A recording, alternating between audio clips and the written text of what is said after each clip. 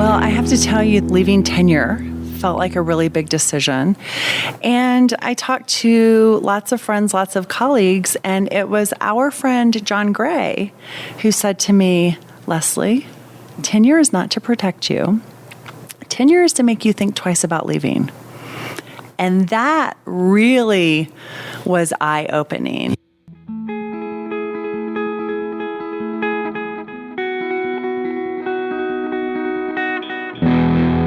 Just heard Leslie Cramblett-Alvarez in a Part 2 interview from the University of Denver in Denver, Colorado.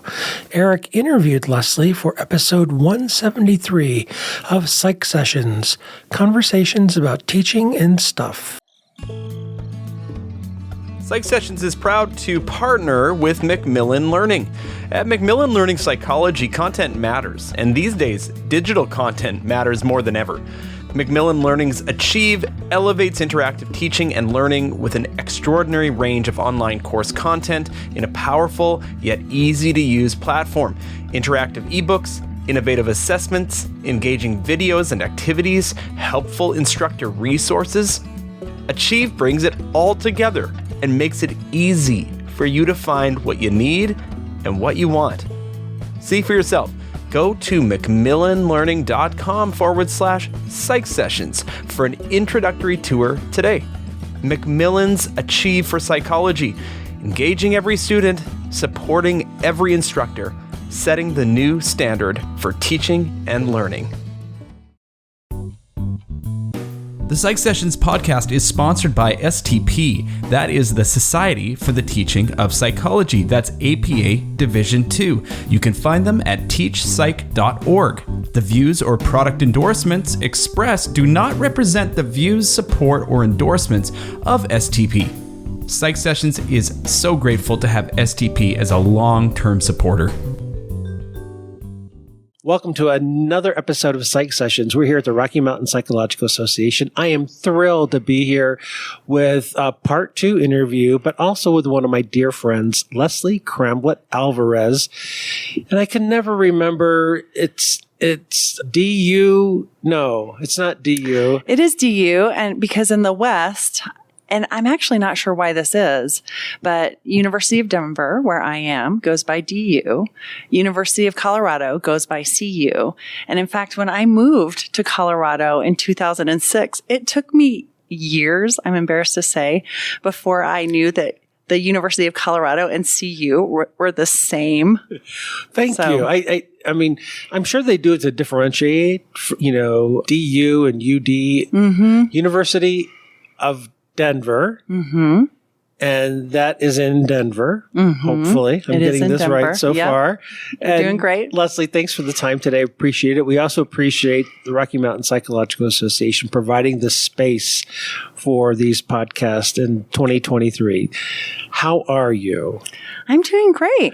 So I believe the last time you were on the podcast was in 2018, and you were at Adams State. Am I remembering the timeline correctly? You are remembering that. Okay. And the before times. The before times. I use that phrase all the time too. The pre-pandemic, the before times. So can you update our listeners as to, in general terms, as much as you're willing to share? Sure. What happened, what motivated your change? Because you're not in the Department of Psychology at DU. I'm not. For many years at Adams State, I had kind of a dual appointment that I sort of made that opportunity for myself to be part psychology faculty, part faculty development. And because Adams State is a Hispanic serving institution, or an HSI, it had a 20-year history of successful Title V grants, which is a particular set of grants available to Hispanic and minority serving institutions, Title V of the Higher Education Act. And it's aimed at building capacity among faculty at Hispanic serving institutions to serve the Hispanic students that are attending those institutions. So a very strong faculty development component. And I got to be involved in the grant writing portion one year. And in the grant, we identified creating a center for teaching and learning as a grant deliverable. And so that was sort of how my position as part faculty development, part faculty was established at Adams State. And by 2019, I was 75% working on the grant and 25% doing my faculty role.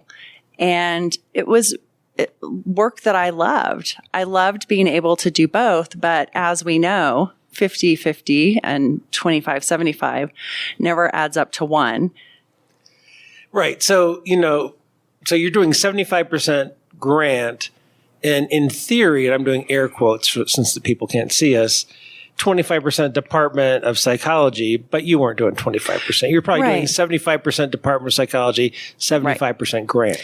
Well, and I was the Psych-Hi advisor. I had students doing research. I was at that time the Psych-Hi VP for the Rocky Mountain region. So between service and also trying to stay active with research and teaching 2 classes.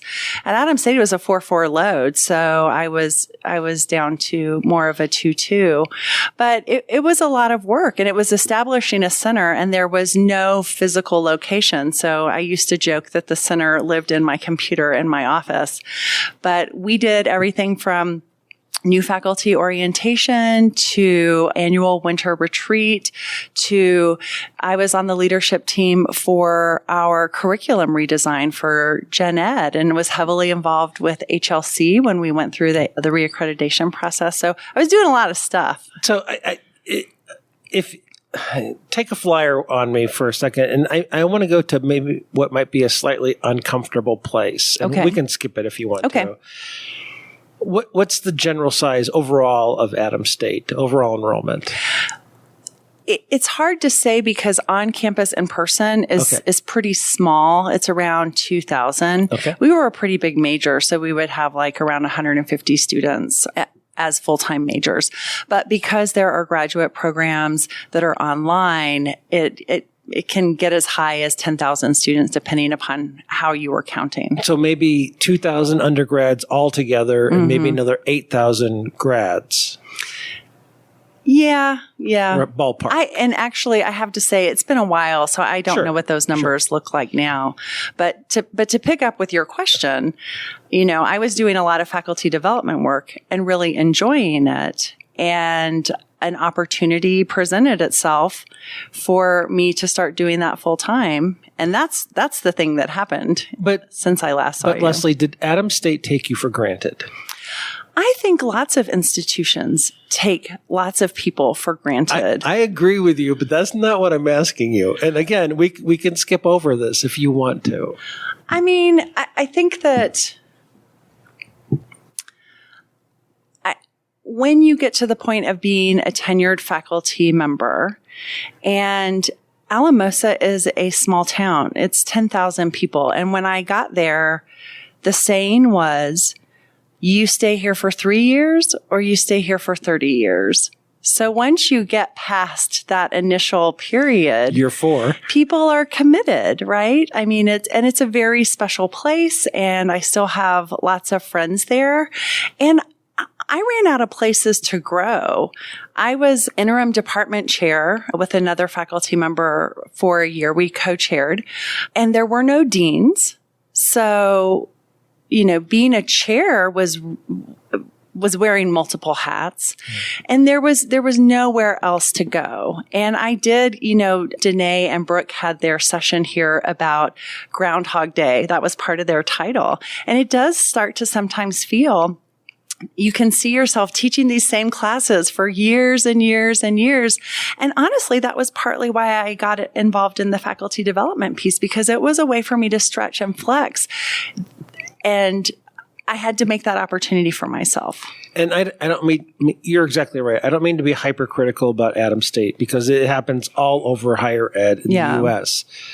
But I think, I don't want to put words in your mouth, don't institutions like that almost kind of count on that? If you're going to stay for 3 or stay for 30, that it's not that we're going to trap you, but you're going to become so comfortable that it's going to be hard for you to move. or move on? Yes. And honestly, I think it's teaching institutions where that happens most. And I got to Adams State a year later. I was married because my now husband and I came together. A year later, I had a baby. I didn't really take or get a full maternity leave. Their daycare in a town of 10,000 there aren't a lot of options. And it would probably be a much better story if I had continued to be active scholarly. And, a lot of people find themselves in positions at teaching universities where they don't have options because they haven't been able to maintain their scholarly productivity. And frankly, that was part of the situation for me.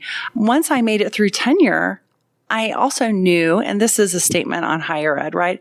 I never want to go through this again. Right. I never want to go through this again. And I also knew that my options were going to be very limited with my record of scholarship. Over the years, I took lots of students to RMPA, and that was really valued there. But that's not uniformly valued in other institutions. Well, first off, I think you're underestimating what you've done, which is really typical for you. Me knowing you've underestimated your achievements, but you probably would have had to make a lateral move to a lateral institution. Right. So from an Adams State to a Boise State, as opposed to from an Adams State to a University of Colorado at Boulder. Right. And I don't know a lot about UC Boulder, or I'm sorry, CU Boulder. Oh man, I did it. Or from a small liberal arts college to R2 or an R1. Right. Because, cranking out 2 publications a year in a impact factor 7.5 or higher wasn't a requirement at Adams State, nor is it at Boise State either. Yeah. And it took a long time from starting, having a child, for me to have 2 publications a year. That came later, and that came with collaborators and meeting people through Psych-Hi. And it was nearly impossible for me to do those sorts of projects by myself and on my own, because as you well know, the accountability is different when you have a writing partner. Right. In the small liberal arts college, would you characterize Adams State as a Absolutely. SLAC? Yeah. I would imagine that, and it's private, right? Oh, no. Adams State it was would be public. It was a regional public state institution. So it's probably not going to have tremendous salary increases from year to year as part of the state system. No.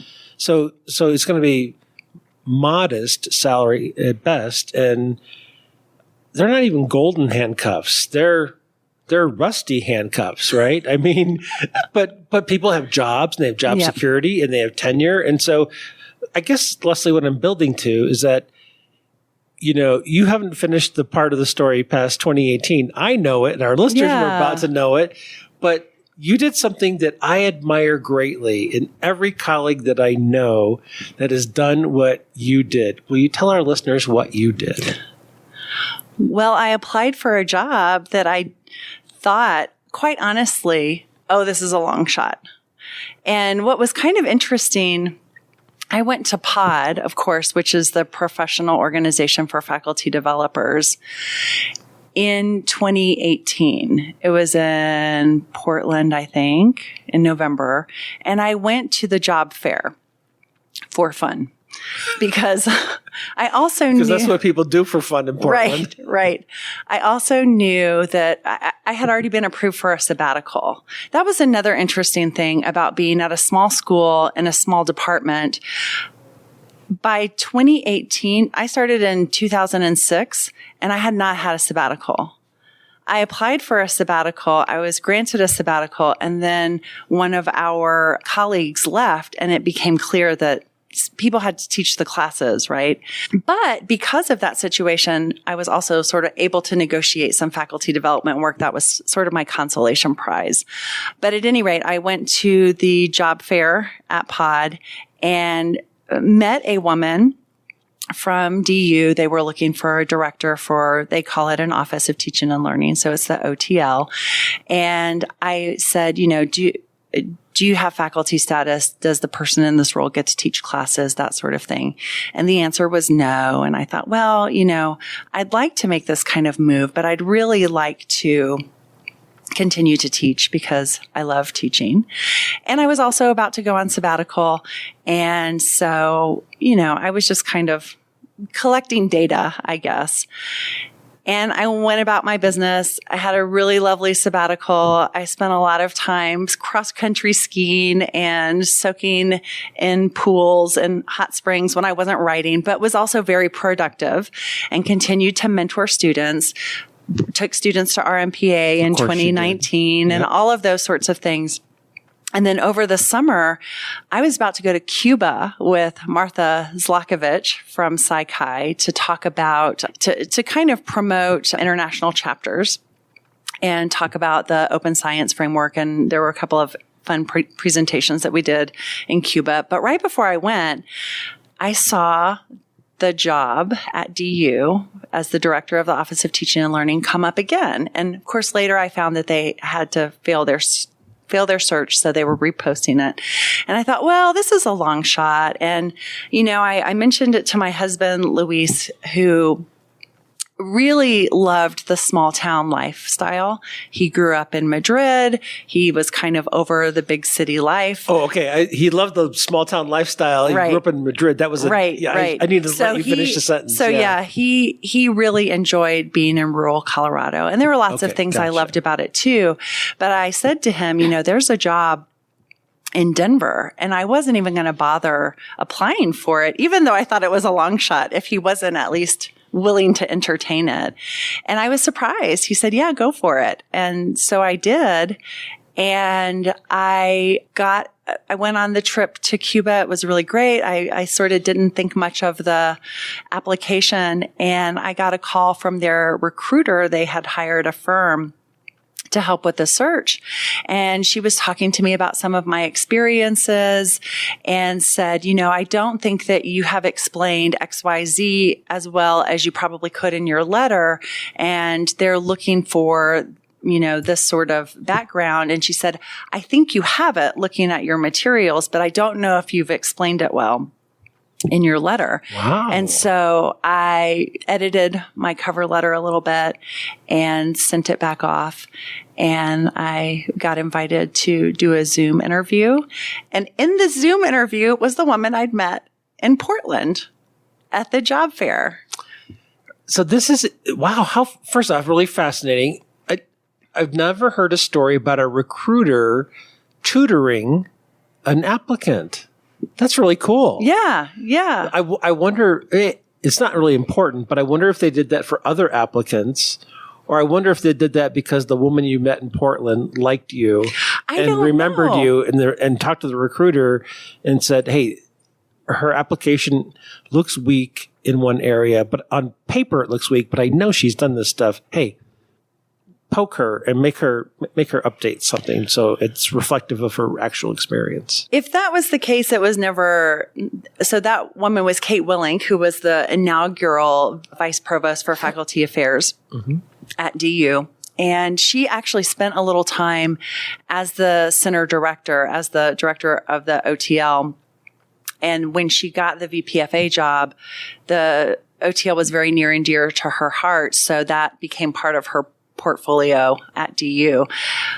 But yeah, I don't know. I mean, and I had never worked with a recruiter before, so I wasn't quite sure what to expect. So I don't know if you want to go here or you, I don't know if you've ever taken a deep dive. Knowing you probably have.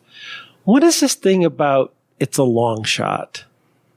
What is it? I mean, is that imposter phenomenon? Is that a systematic analysis that you really truly were a long shot and you ended up being wrong? I mean, what is that thing? So last night, and you had the conversation with Brooke, and she mentioned being underestimated. And I think being at a small Hispanic serving institution where there isn't a lot of demand for scholarly productivity, really the heart and soul of the work is teaching and working with students. I think schools like that get underestimated, and the people at schools like that get underestimated. Interesting. And I had the pleasure of working with faculty across departments and partly because of my faculty development work. And there was really innovative stuff that was happening that people did not take notice of because we were a small state, regional Hispanic serving institution. In a small town, tucked away. Yeah. Right. You know, Leslie, I think you've probably heard me say this because I'm an old man and I now repeat myself many times. I repeat myself. I wish people could see themselves the way the world sees them. You know what I mean? Yeah. Yeah. I wish you could see yourself as the superstar that you are because the rest of the world sees you that way. Well, thank you. Yeah, and you know, we walk up and down the halls at RMPA and we see our pals and our buddies, and you know, this is a recurring theme. You know, Brooke talks about it, Bethany Fleck Dillon talks about it. I mean,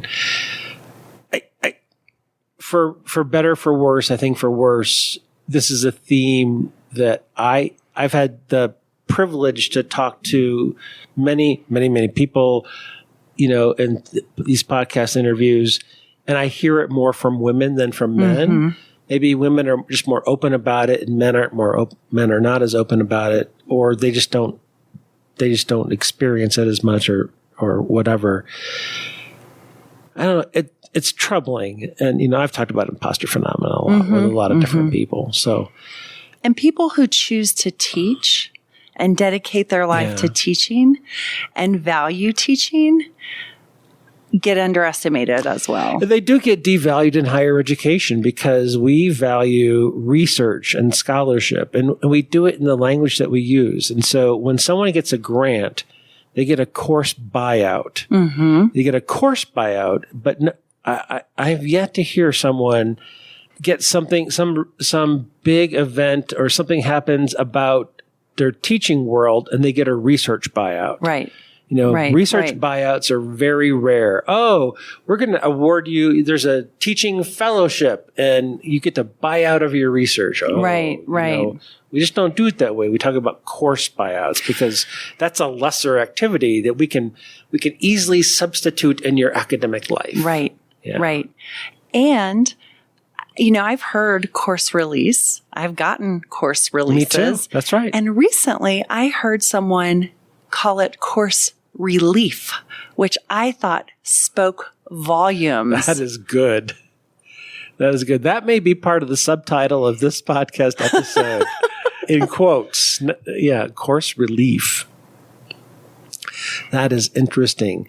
So how big a decision was it to go from Alamosa to Denver? It was huge because, you know, I mentioned a moment ago that when I was at POD and visited the job fair, I asked some questions and those answers were the same, right? There was no faculty status. It was a staff position. There really wasn't a lot of space for teaching. And to me, those were the two things that were sort of what I grappled with the most. Also, you know, picking up my then 11-year-old and moving him from the small town where he had grown up on campus and everybody knew him, and former students felt old when they saw how old he was because they remembered me pregnant. You know, I mean, It was that was a huge decision. I was a military brat, so I moved around a lot as a kid, and I got used to those kinds of transitions. And I thought there was something kind of special about my son's experience being in the same home and the same town. Right. That he had been in his whole life. What was kind of funny though, and I think that you'll appreciate, is that when you have those moments that are, you're really struggling with the decisions. And then looking back, it's like, what was so hard about that? Right? That was a no-brainer. But it was my first new job in 14 years too. Well, and I tell people who do this, I really admire, I think sometimes the thought of the change is more difficult than the change. Yeah. The thought of giving up tenure, right? Yeah. And becoming a staff person and not having essentially a job for life. It's not a job for life, but it's essentially that. And I don't know if you're on a year-to-year or a 3-year kind of term contract, but what that means, that's the best vote of confidence in yourself that you could have. That I'm not going to rely on this, ancient, practice that we have. I'm going to have strength and belief in my own skill set, and I can do this. And I can do this year to year, and I can prove myself, and I don't have to have that pseudo contract. Well, I have to tell you this, that part I did struggle with too. Leaving tenure felt like a really big decision. And I talked to lots of friends, lots of colleagues, and it was our friend, John Gray, who said to me, Leslie, tenure is not to protect you. Tenure is to make you think twice about leaving. And that really was eye-opening. He's right. And universities are filled with staff who are, quote unquote, precarious, right? And they keep their jobs for years and years. I mean, I think faculty are brought up to believe that things are a lot more precarious than they actually are. And I mean, if there's ever financial exigency, I never say that word right. Yeah. Tenure doesn't mean anything anyway. Right. That's right. So, it's all in our contracts, especially at state schools. Mm-hmm. But actually, it's even easier to dismiss someone at a non-state school. Yeah. Yeah, no, you're exactly right. This podcast is not about me, it's about you. But there were times in my career where I knew I should leave for many reasons. But the thought of starting over and the hook of tenure kept me from leaving for one reason or another. It wasn't an evil hook. It was a hook I signed up for. I subscribed to it. But John's exactly right in his depiction. I believe that too. Yeah. So you've been in your new position for how long now? 4 years? It's been 3 years. Okay. So I moved mid-year. I started my job. Wait a second. Wait, no, let's back up. So middle of 2019? Well, we sold our house on December 20th, 2019. And moved. I finished the semester. That was another interesting thing. And I had a moment where, like, I've been too truthful. I've blown it. When I was a finalist for this position. You've been too truthful with Adams State or with DU? With DU through the interview process. I was interviewed in August. The week before school started was when I went in for my in-person interview. So I think it was like a Thursday, Friday. I skipped out of some of the matriculation types of activities, right? Stuff. Yeah. And then school started that Monday. And the final dinner that I had as part of my interview, I shared with Kate. I said, school starts next week. And I know that probably doesn't fit with your timeline, but I can't leave my students hanging. So should I be offered this position, I wouldn't be able to start until January. How do you think that's sharing too much? Well, because they had already failed the search once. They were really anxious to get someone into this director role. Immediately. Yeah. And it was August, and I said I wouldn't be able to start until January. But don't you think that showed them that you have integrity? It ultimately did. Absolutely. Absolutely. It ultimately did. But I had, basically I called my husband afterwards and I was like, oh, I effed up. I was really honest about when I would have to start. And so, because you never know, right? When you're a candidate, right. you have That's no right. idea who your competition is. You have no idea That's right. what some of the constraints and the desires of the search committee are. And you never know what can be a deal breaker. Because you've also been on the other side of the table when people have said things and you've known in that moment as a search committee member that that's a deal breaker, Right. But you're just being honest, you. Yeah. I mean, I know you well enough to know you're not going to be anybody else except Absolutely. the honest you. Yeah. I think that's only fair. But, plenty of people have been honest to their own detriment. So they make the offer August of 2019, Mm-hmm. and they make the offer and you accept, but to start January of 2020. Yes. All right. So tell me, if you can, if you choose to, what was teaching like during the fall 2019 semester? It was, I was very honest with my students, and it was kind of funny. We were on the Google platform. Now I'm on Microsoft, which is neither here nor there, but I had all of these windows open for emails, one for each class, one for each committee that I was on, one for my department, the people who didn't already know, like the chair. And I had all of these emails ready so that I could hit send, so that they would all go out at once because it's a small university and, word gets around. So I was just very honest with my students, and many of them knew that I was also doing administrative work. And it was hard. I know you as an ultimate professional, but I just imagine myself, I would be half-hearted. I mean, I'm excited about what's coming next. Yeah. Adams State, you're in my past. You're in my rear view mirror. I'm done with you. Well, I mean, yes. And the other thing that was a challenge at that time is I had also just come off sabbatical. And so they were trying to charge me to separate. Had you had a 1-year sabbatical? I had a semester sabbatical. So you owed them a semester. So I owed them a year. It's a double? Yeah. That's a weird.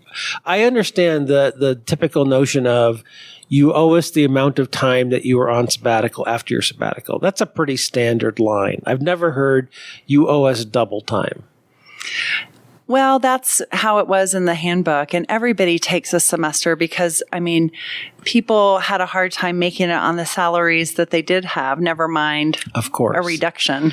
I doubt if that has legal standing, though.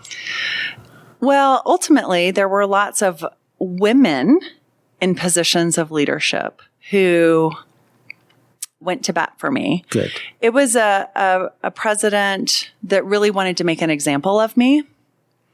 And an example in which direction? To not penalize you or to penalize you? To penalize me. Oh. She really wanted to make an example of me. And she was advised to not do that because I had done so much work and I was well liked. And she was advised that that would only backfire.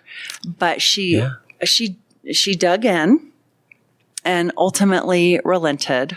But there were lots of people supporting me and making the case of, even during my sabbatical, I continued to mentor students and I continued to do parts and pieces of my job. And I understand the spirit of that policy, right? They don't want people to go on sabbatical and be on the job market. And frankly, that was not what happened, right? I was not on the job market. I applied during the summer, which, I think you can argue how much that matters too, but I understand the spirit of the policy. And I think it's really important for a person. But I didn't view it as me taking advantage of the institution either. I should have had 2 sabbaticals in the time that I was there, and I only had 1. Well, and plus the spirit, it doesn't make any sense. Someone has to explain to me, at least, what is the rationale of, if you take a 1 semester sabbatical, you owe your university a minimum of 2 semesters after.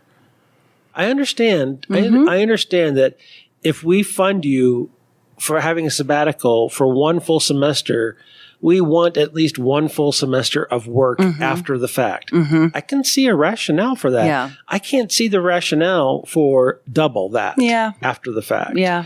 I just don't. But it makes no and you can have the policy on the books, but then you have to make exceptions. And that president, whether she's male or female, made a really dumb mistake going after someone who's popular, who works really hard, has a high profile. It just didn't make any sense. Yeah. And she probably lost points with her campus. It probably hurt her, and it helped you. Yeah. And she's no longer the president. Well, look at that. Now, we don't know cause and effect in this scenario, but making an my example students for what? were a sense. delight, in the midst of all of that. Yeah, and it's bittersweet, of course. Right. I mean, you care for the person. You don't want to lose this talented faculty member who's been mentoring students for, 12 years or so, or more than that. But at the same time, you always root for the person. We just had a staff member at Boise State who's been there for 3 years. She's lovely. She's delightful. She's smart. She's talented. And she just got cherry picked out of our department by another unit. It's a great opportunity. I love that she's going to advance her career. I can't be angry at her because you root for people. Right. You don't find ways to penalize them and put them in the penalty box. And when you hire good people, you know there's a really good chance they're going to leave. You don't want to put handcuffs on them. You hope they can stay, and you create an environment where they have a place to thrive. And it's what you said earlier. You topped out. I don't know if it was a glass ceiling, but you hit a ceiling. Yeah. Right? You were department chair. There's no deans. You actually made yourself a chance to expand your skill set by doing CTL stuff. Right. OTL stuff at your school. Well, and it was precarious too because it was all grant funded. So that was something that was definitely on my mind, that I wasn't sure what the future would be. Soft funding. We didn't have space that was dedicated. We had some additional positions like a mentoring coordinator and things like that, but those were all grant funded too. So I was thinking about the future in those terms and not only the skill set and advancing your career, but I'm also imagining there's probably financial things as well. Sure. I mean, you're probably going to tap out. I don't know where it is, but somewhere in the rank, the money ranks, and at full professor, you're going to have incremental, cost of living, right, and it probably wasn't going to keep up with inflation. No, and it hadn't been. And, you get your 2 raises and that's about it. Yeah. And, you've got a child at home that's going to become a young adult and want to go to college. Right. And even with a 2-income family, that doesn't mean that Alamosa shouldn't pay you a decent wage. And at a school where you got no tuition benefits for children. So, I mean, to me, that's a simple policy. Like, convince me to retire from here. At least make it so that my child will get some sort of tuition benefit. Yeah. So you probably didn't know it at the time, but you were going to DU where less than 3 months later, the pandemic starts. Yeah. Yeah. Yeah. So you moved to, would you characterize it as big bad Denver, or, oh my God, the city that never sleeps? Or, was that a great experience for you and your family? So I went to Denver a lot, right? I mean, we kind of had to, because if your washing machine broke and you wanted more than 2 choices, at a minimum, you had to go to Pueblo. But we would go to Denver a lot for the museums, for the shopping. Our MPA was frequently there. We would go to the zoo. We would do those sorts of activities. And for a long time, my son associated leaving town with going to a museum. So we would get places and he's like, well, where's the museum around here? Because that's a great association. Those are lovely parents. Who are doing that. Yeah. But so we went to Denver a lot, but it's very different being a tourist or a visitor to Denver and living there. And lots of people in Alamosa were like, ooh, you're just going to be sitting on I-25 all the time. You're going to be in traffic all the time. And because that's often what happens when you're going there to visit. And we were cautious about buying a house that would be close enough to campus where we wouldn't have to. Now, my husband spends a lot of time on I-25 because we didn't know where he was going to work when we got there. So we bought our house with DU in mind. And I have because we lived out in the country in Alamosa, so my drive to campus is only about 5 minutes longer than it was in Alamosa.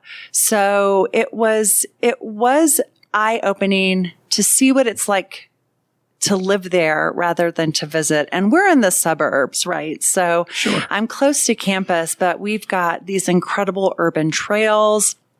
We can walk to some really great restaurants. And so it was a huge change. I mean, and it was a big difference from living in a smaller town where, all of a sudden everything was at our fingertips for 3 short months before the pandemic hit. So I'm thinking all the online OTL work that you did at Alamosa, does that really come in handy when you start doing is it a CTL at DU? So at DU is where it's called the OTL. Oh, okay. Gotcha. At Adams State, it was the CTIR. It was the Center for Teaching, Innovation, and Research. Can we just standardize these? I know. But when you get to DU and in March of 2020, when pandemic hits us, does that come in handy that you've done all of this online support in your past? So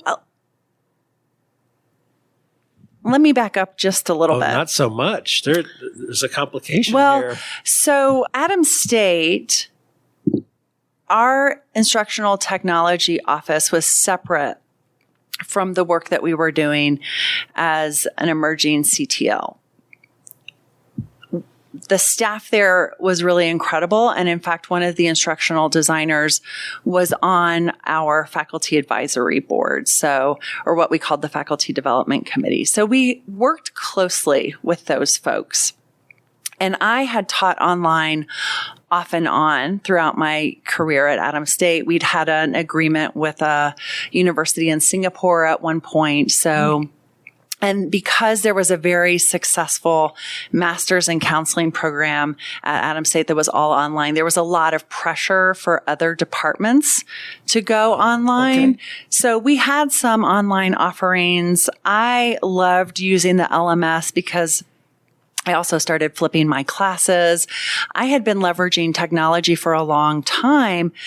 And I actually credit that to my time at NAU, at Northern Arizona University, as a grad student, because they were sort of on the cutting edge of online delivery. And in fact, when I was at NAU, I realized during the pandemic, I've taught a HighFlex class before, but we called it IITV, interactive something or another television, where I was standing in a room being recorded and being broadcast to the Navajo Nation, where there was a classroom in Window Rock where people came and they sat and they had microphones and they were on the screen, and people were in Tuba City, and one guy was in the room with me in Flagstaff, and somebody would start to talk and it would zoom in on them. And then, you could project what was on the board. I mean, it was like the early days of hybrid and online. And my mentor at NAU taught some of the EdSite classes online. And so as a GA, I got to do in-person classes, but I also was a GA for online classes. So I always felt very comfortable in that space. You've been prepping for this your whole academic life. No, seriously. Well, and Eric, I can't, I'm not sure if you were at the session earlier in RMPA when we were talking about burnout. I was in the back corner. Oh yeah. That's right. I opened the That's floodgates right. of You questions. did. I apologize. But at that time, I haven't talked a lot about this because it's hard. But I mean, my mom was diagnosed with cancer when I was a grad student, and having online classes meant I could go and be with her. Right. Both taking and teaching them. And I think that the pandemic has actually done wonders for people accepting online as a valid method of delivery, with some integrity. I think it's always been a valid method. I think our assessment hasn't caught. It took a while for our assessment methods to catch up with it. And I think there's some old school teachers out there who just turn their nose up at it without looking at the data. Right. Well, and I think there's a lot of assumptions that people make. And I'll share this just really briefly. I was a finalist a couple of places as a center director, someone doing faculty development work. And I didn't get the offer, right? Like DU was kind of the third time was the charm. And one of the places where I was a finalist was my alma mater, Southwestern University in Georgetown, Texas. They were looking for a director. And I went and I did my interview. And one of the groups that I met with as part of the interview process were some deans. And somehow we were talking about online learning and things like that. And they're like, yeah, we don't do any, we don't have online classes, things like that. And yeah, we don't even accept them as transfers. And I said, well, how do you know? I said, there's really no indication on a transcript. And they were just blown away that maybe they had accepted online courses as transfers. You lifted the curtain. Yeah. So DU was kind of similar to that in some ways because there was this high value placed on in-person education and they're really good at it, right? I mean, there were some online programs, but when I got to DU, our adoption of Canvas, which was the LMS that we use, was pretty low. So when the pandemic hit, it was a very steep learning curve. Yeah. I'll bet, especially for faculty members who had been teaching face-to-face with the same lectures for 30 years. And there were those folks, right? Absolutely. Yeah. Absolutely, there were. Leslie, I know we're going to bump up on time here pretty soon. Oh, I had a question in my mind, but then it fleeted when you started talking. I'm always entranced. Was it about online? No. Here it is. What advice would you give to other faculty? I think there's been the Great Escape. I think there are a lot of people thinking about leaving tenure track and either going into something like what you've done or just leaving higher ed altogether. What advice would you give to some of our listeners who might be thinking, I wonder if I should stay in this tenure line? How might they make that decision of making that leap of faith and escaping the inertia or the gravity of a tenure track position? Yeah.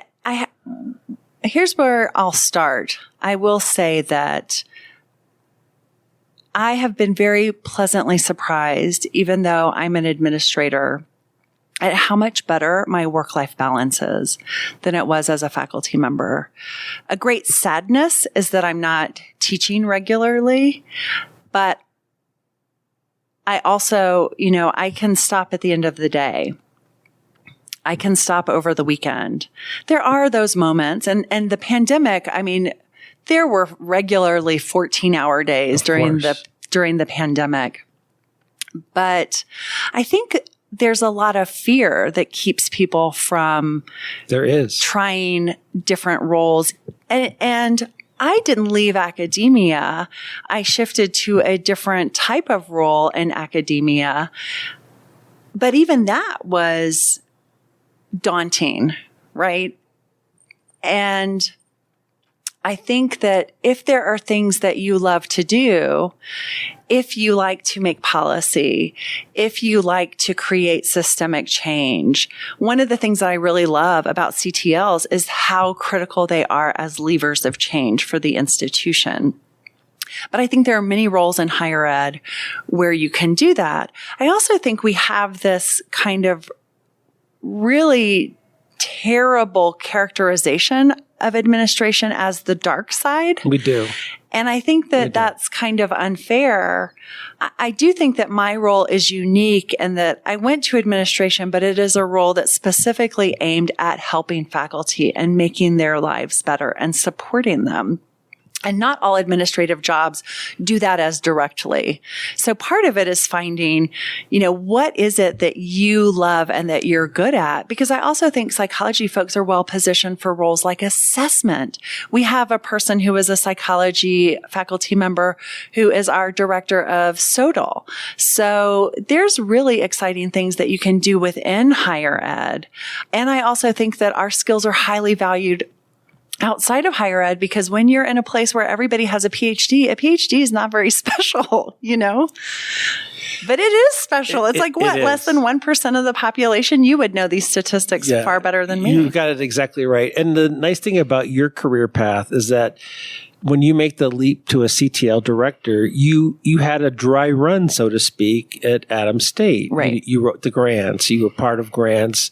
It became 75% of your stated job responsibility. So before you made the leap, you found your niche. You found this thing that spoke to your heart, that you were making policy, that you were helping other faculty. And so it was more than dipping your toes. You put both feet in, at Adams State. Right. And so now you knew, all right, when I'm ready to make this change, I essentially have already done this job, just not 100% stated on paper. Right. Now I'm ready to do that. And that was, I think, to your great benefit. Right. Yeah.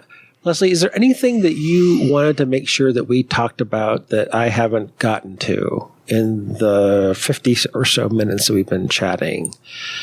I want to make sure that he asks me about my trip to Spain, or I want to make sure he asks me about that thing or that publication about graduate school admission. Something about that is something that I will share, that is being a staff member. It's no longer part of my job to teach. It's no longer a requirement that I produce any scholarship, but I also feel so fortunate to be at a place in my career where I've made great friends and collaborators.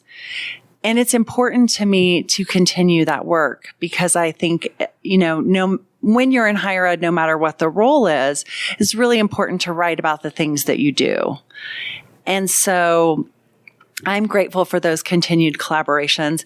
And I'm also trying to diversify my scholarship so that I'm still staying involved with the psychology world as well as the faculty development world. So that brings a lot of joy, even though it's not officially part of my role anymore. Hopefully you can take credit on your CV still. We can do a Vitography someday. Yeah, that's right, a Vitography. And so you and Nikki Jones with the Woman of Color, and that's been a great thing to watch develop and to hear those stories that everyone's telling. That's been awesome. Yeah. To be perfectly honest, a lot of the work that I'm doing that would be considered my disciplinary work is teaching and learning, right? It's clearly within that lane. It's just aimed at our discipline. Although I think that, especially here at RMPA, the teaching pre-conference, pretty much everything that happens, any faculty member from any discipline could pick up and use. Right. When you go back home, when you're talking to some folks in chemistry or physics or engineering, some of those folks would benefit from some of the things that you heard on Thursday here at RMPA. Absolutely. Sure. All right. So any last thoughts that you want to share? It's just, always such a pleasure to be with you, Eric, and to connect and be part of my psychology family and Psych-Hi family. And I feel so honored to be able to be part of this podcast with you. I appreciate your time and thank you for those kind words. Maybe I should ask you this. So when will you run for Psych-Hi president?